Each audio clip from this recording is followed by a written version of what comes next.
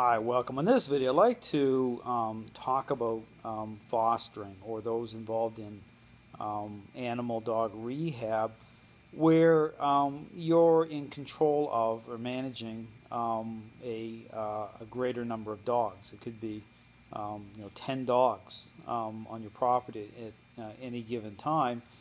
And you're looking to start to gain some relational traction. Perhaps you've come to a point where you begin to understand that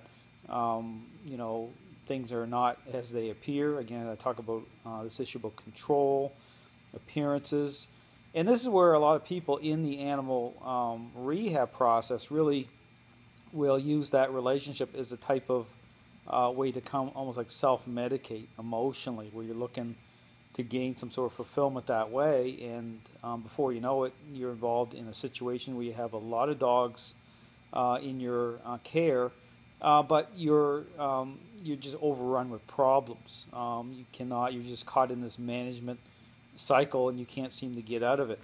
And I'd like to offer encouragement for people who find themselves there, that have come to the kind of end of all things, and a understanding that things need to change, and that you're starting to look at the fact of, okay, perhaps you're part of the equation, that you need to begin to change how you think. You need to make some steps. But again, the point of the video is you come to a point where it's like, well, how do I do this? I feel completely just overrun, as though I don't even know how to even make that small step. You feel overwhelmed. And I'd like to encourage you, because again, I've helped many people come through these type of situations. And the great thing about it is actually switching this around so that you can actually being involved in animal rehab, make incredible changes, really help people in a meaningful way. You can really get these dogs turned around so that they can become great dogs for other people, but in the right way. Starting to move beyond appearances so you can actually create relational change. And then again, this is where you want to kind of start to, move beyond the management control situation into a change situation.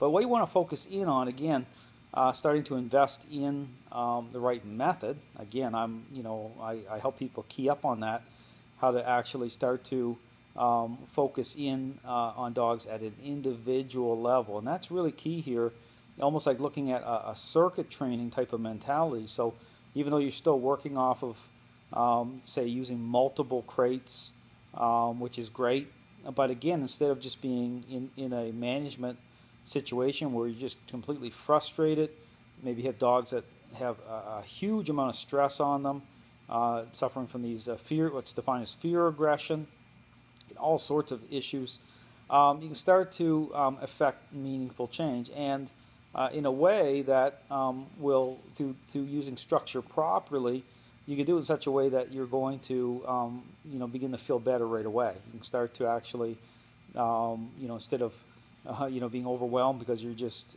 seem like you're behind the eight ball, so to speak, in terms of problems that are just happening over and over again. You can start to feel like you're actually making progress. But again, what you want to do is start to invest in the method. Start to see these control issues or appearances for what they represent.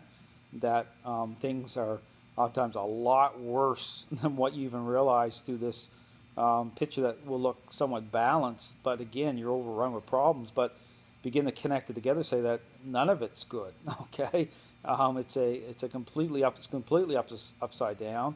It's a complete deception. Okay, based off of what control looks like at the appearance level, and that the equation is really with you. That you need to begin to become the one to become the pivot point, that you're going to start to fade into the picture, but you're going to do it in such a way that you're going to start to affect change. But again, what you want to do is, again, going back to the one of the points of the video, is really start to work the dogs as individuals. Really get away from having them interact with each other, because again, they're not in the right relationship. You don't want them to be connecting that way beyond you, because again, it becomes a real problem.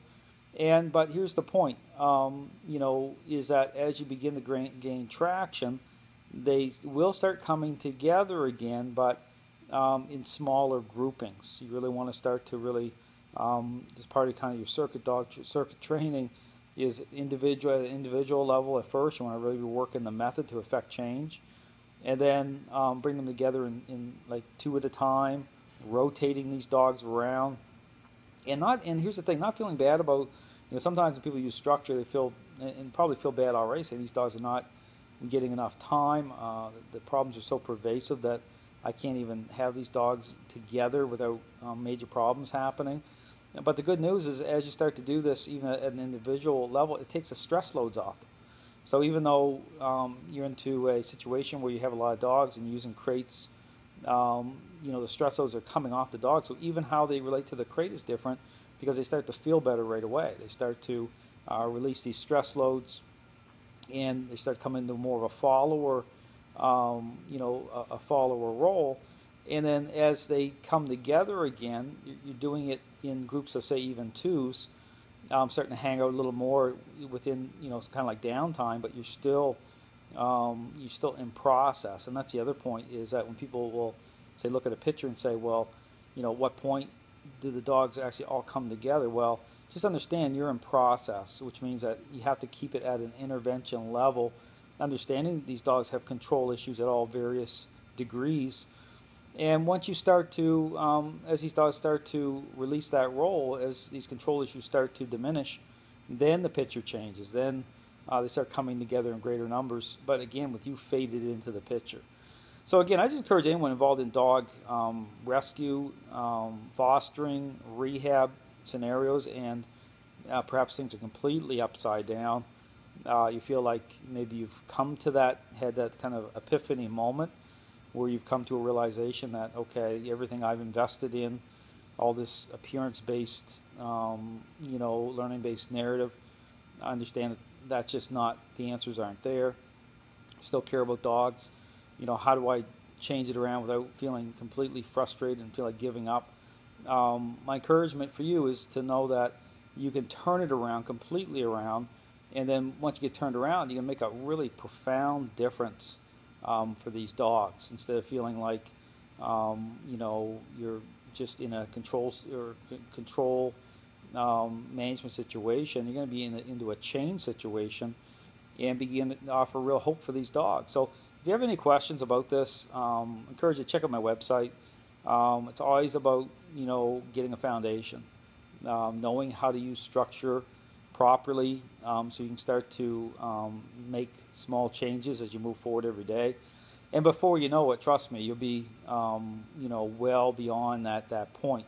And then looking back on it, you'll see things so much more clearly, but not just in that way, but you're going to be able to help dogs in a profound way, moving these dogs into new homes, but with the confidence to know that these dogs are going to be in really good shape many years down the road. You're not going to be concerned knowing that these dogs are going with certain people and getting phone calls or whatever, and these dogs back up in shelters, and knowing that you have the insight, you have the knowledge, you have the experience, you're creating relational change, and then you're moving people in the same direction. So again, if you have any questions, check out my website. I'd be more than happy to help you out. Thanks for watching.